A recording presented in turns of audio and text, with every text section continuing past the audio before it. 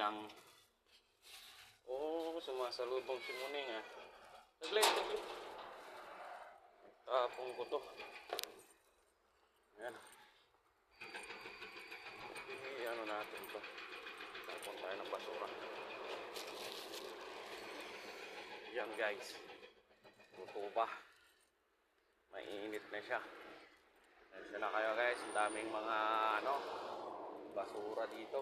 Pero ayos lang yan. Importante kapag tayo.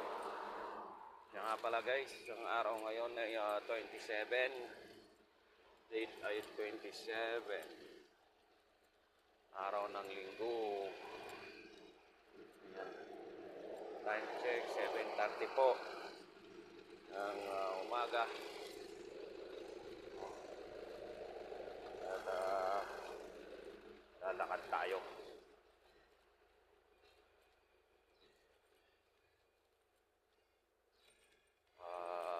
Rotoba na ngayon. Umpisa ng Rotoba kahapon eh. Rotoba yan yung sinasabing parang sumisingaw ang buhangin sa ilalim. Tapos pagpapawisan ka ng todo, walang hangin. Wala ring init. Parang nilalagay ka sa oven. Sobrang init. Kahapon, pawisan kami. Wala kaming magawa. Ganun talaga dito. Ilang buwan din to. Mag-umpisa ngayon. Abril, Mayo, Hunyo, Hulyo, Agosto, September. Yan. Matindi-tindi yan.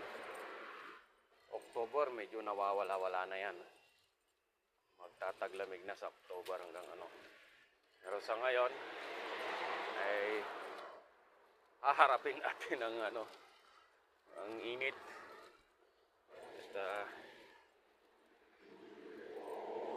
daming mga dito. Dito tayo sa island. Para ang gandang tignan ng mga dadaanan natin. Malay nyo. Makakita tayo ng napulot tayo ng kahit na 100 real dyan na natupi-tupi.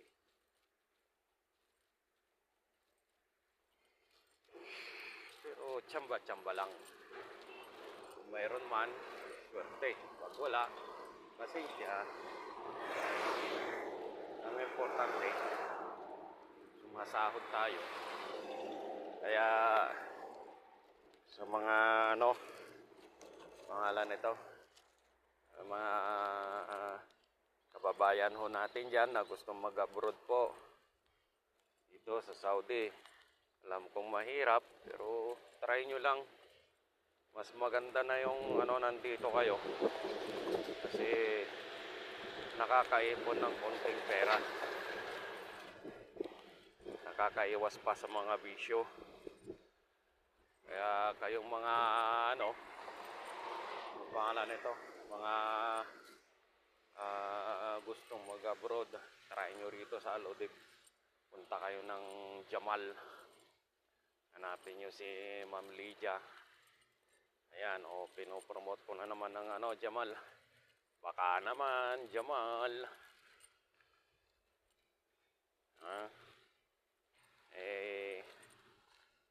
Hanapin nyo si Ma'am Lydia, yung pinakamagandang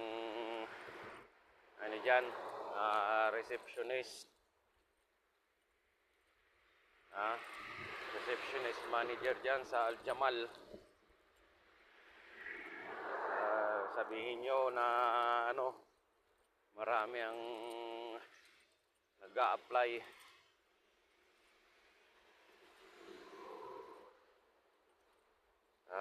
Papunta rito. Aligner ang kailangan ng amo namin. Kasi marami sa mga Pilipino na kasama ko umuwi na. Umaalis sila. Ayaw nilang tumagal dito. Kasi ang nila, mahaba ang oras. Totoo. Mahaba ang oras. inaamin ko. Pero ang tanong naman, maganda naman ang sahuran, on time. Hindi na di-delay. Ngayon, kayo na ang bahalang magnegosasyon tungkol sa sahod nyo. Kasi kayo ang dyan ang mag-uusap tungkol sa sahod. Tapos kung kailan kayo magbabakasyon, every 2 years lang naman maganda yon, tapusin nyo lang ang 2 years. So, diba? Saka dito ang kagandahan, salary deduction. Wala ka nang gagastusin doon dyan sa Pinas. Meron man, konti lang, mga pamasahe ganun. Papunta sa Jamal Recruitment Agency, dyan sa Pedro Hill. Hilpuyat pala, mali. Hilpuyat. Yan sa may Hilpuyat yon. Nasa yan, pag madali lang hanapin yan. Sakay kayo ng LRT, tapos sabihin nyo Hilpuyat. Doon sa counter, magbabayad kayong ganyan, Hilpuyat. Bababa kayo ng Hilpuyat station. Huwag na kayong tatawid ng kalsada. Yung LRT, huwag nyo nang na tumawid pa doon sa kabila na stasyon. Yung unang-unang Hilpuyat na stasyon, doon na kayo bumaba. Kasi yun ang daan niya.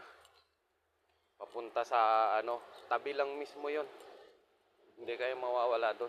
Tabi lang ng Hilpuyat station. Pagbaba nyo ng hagdan, nasa kanan siya. May mga tindera dyan, tanong nyo kung saan yung Jamal, ituturo kayo, alam nila yan. Aakyat kayo, 2nd floor yan. Tapos makakausap nyo yung receptionist na front desk receptionist na magandang dilag. Sabihin nyo kay Ma'am Lydia. Yan. Akin lang naman kasi yung gustong pumunta. Yung ayaw, di wala kang magagawa. Ito mga lang, simpleng lang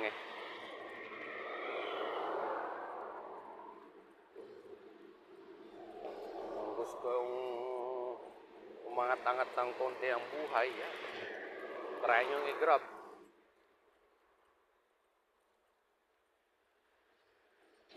Sa buhay naman natin, walang madali Puro mahirap. Pero doon sa hirap na yon, meron namang natatanggap na ginhawa. Ganun yun. Ang kagandahan pa na isa, dito, pag Ramadan, ang trabaho, ilang oras lang, 9 na oras lang. Kita nyo? Dali, di ba?